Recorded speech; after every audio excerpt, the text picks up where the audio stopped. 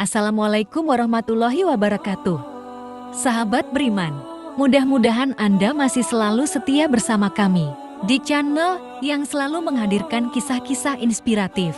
Pada kesempatan kali ini, kami sudah menyiapkan satu kisah berhikmah untuk menambah iman kita. Sebelum itu, mari support channel ini dengan cara like dan subscribe. Klik tombol lonceng biar kamu nanti dapat konten bermanfaat lainnya. Abu Nawas adalah pujangga Arab dan merupakan salah satu penyair terbesar sastra Arab klasik. Penyair ulung sekaligus tokoh sufi ini mempunyai nama lengkap Abu Ali Al-Hasan bin Hani Al-Hakami dan hidup pada zaman Khalifah Harun Al-Rasyid di Baghdad. Cerita berikut diambil dari kisah 1001 malam, kadangkala untuk menunjukkan sesuatu kepada sang raja.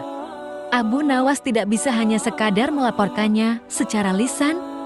Raja harus mengetahuinya dengan mata kepala sendiri bahwa masih banyak di antara rakyatnya yang hidup sengsara. Ada saja praktik jual beli budak. Dengan tekad yang amat bulat, Abu Nawas merencanakan menjual Baginda Raja karena menurut Abu Nawas hanya Baginda Raja yang paling patut untuk dijual. Bukankah selama ini Baginda Raja selalu mempermainkan dirinya dan menyengsarakan pikirannya? Maka sudah sepantasnya lah kalau sekarang giliran Abu Nawas mengerjai Baginda Raja. Abu Nawas pun menghadap dan berkata kepada Baginda Raja Harun Al-Rasyid, "Ada sesuatu yang amat menarik yang akan hamba sampaikan hanya kepada Paduka yang mulia." "Apa itu, wahai Abu Nawas?" tanya Baginda langsung tertarik. "Sesuatu yang hamba yakin belum pernah terlintas di dalam benak Paduka yang mulia," kata Abu Nawas meyakinkan. "Kalau begitu cepatlah ajak aku ke sana untuk menyaksikannya," kata Baginda Raja tanpa rasa curiga sedikit pun. "Tetapi Baginda," kata Abu Nawas sengaja tidak melanjutkan kalimatnya. "Tetapi apa?" tanya Baginda tidak sabar. "Bila Baginda tidak menyamar sebagai rakyat biasa, maka pasti nanti orang-orang akan banyak yang ikut menyaksikan benda ajaib itu," kata Abu Nawas. Karena begitu besar keingintahuan Baginda Raja, maka beliau bersedia menyamar sebagai rakyat biasa seperti yang diusulkan Abu Nawas. Kemudian Abu Nawas dan Baginda Raja Harun Al-Rasyid berangkat menuju ke sebuah hutan. Setibanya di hutan, Abu Nawas mengajak Baginda Raja mendekati sebuah pohon yang rindang dan memohon Baginda Raja menunggu di situ. Sementara itu, Abu Nawas menemui seorang badui yang pekerjaannya menjual budak. Abu Nawas mengajak pedagang budak itu untuk melihat calon budak yang akan dijual kepadanya dari jarak yang agak jauh. Abu Nawas beralasan bahwa sebenarnya calon budak itu adalah teman dekatnya. Dari itu, Abu Nawas tidak tega menjualnya di depan mata. Setelah pedagang budak itu memperhatikan dari kejauhan, ia merasa cocok. Abu Nawas pun membuatkan surat kuasa yang menyatakan bahwa pedagang budak sekarang mempunyai hak penuh atas diri orang yang sedang duduk di bawah pohon rindang itu. Abu Nawas pergi begitu menerima beberapa keping uang emas dari pedagang budak itu. Baginda Raja masih menunggu Abu Nawas di situ ketika pedagang budak menghampirinya. Dia belum tahu mengapa Abu Nawas belum juga menampakkan batang hidungnya. Baginda juga merasa heran mengapa ada orang lain di situ. "Siapa engkau?" tanya Baginda Raja kepada pedagang budak. "Aku adalah tuanmu sekarang," kata pedagang budak itu agak kasar. Tentu saja pedagang budak itu tidak mengenali Baginda Raja Harun Al-Rasyid dalam pakaian yang amat sederhana. "Apa maksud perkataanmu tadi?" tanya Baginda Raja dengan wajah merah padam.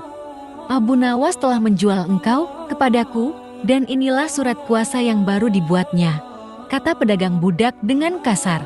"Abu Nawas menjual diriku kepadamu," kata Baginda makin murka. "Ya," bentak pedagang budak. "Tahukah engkau siapa aku ini sebenarnya?" tanya Baginda geram. "Tidak, dan itu tidak perlu," kata pedagang budak seenaknya.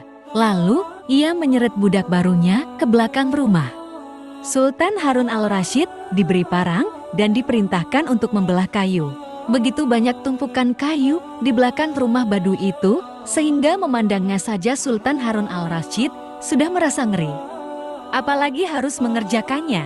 "Ayo kerjakan," Sultan Harun al-Rasyid mencoba memegang kayu dan mencoba membelahnya, namun si Badui melihat cara Sultan Harun al-Rasyid memegang parang merasa aneh.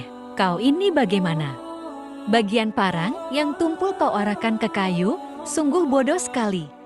Sultan Harun al-Rasyid mencoba membalik parang hingga bagian yang tajam terarah ke kayu. Dia mencoba membelah, namun tetap saja pekerjaannya terasa aneh dan kaku bagi si Badui. Oh, beginikah derita orang-orang miskin mencari sesuap nasi, harus bekerja keras lebih dahulu.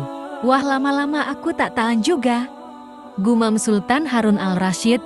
Si Badui menatap Sultan Harun al-Rasyid dengan pandangan heran dan lama-lama menjadi marah. Dia merasa rugi barusan membeli budak yang bodoh. Hai Badui, cukup semua ini, aku tak tahan. Kurang ajar kau budakku, harus patuh kepadaku. Kata Badui itu sembari memukul Baginda. Tentu saja raja yang tak pernah disentuh orang itu menjerit keras saat dipukul. Hai Badui, aku adalah rajamu, Sultan Harun al-Rasyid, kata Baginda sambil menunjukkan tanda kerajaannya. Pedagang budak itu kaget bukan kepalang. Dia pun mulai mengenal Baginda Raja. Ia pun langsung menjatuhkan diri sembari menyembah Baginda Raja. Baginda Raja mengampuni pedagang budak itu karena ia memang tidak tahu. Tetapi kepada Abu Nawas Baginda Raja amat murka dan gemas. Ingin rasanya beliau meremas-remas tubuh Abu Nawas seperti telur. Masya Allah, sebuah kisah yang semoga bisa menjadi ibroh bagi kita. Jangan lupa berikan komentar Anda dan juga subscribe agar Anda mendapatkan kisah-kisah berikutnya. Sampai jumpa, wassalamualaikum warahmatullahi wabarakatuh.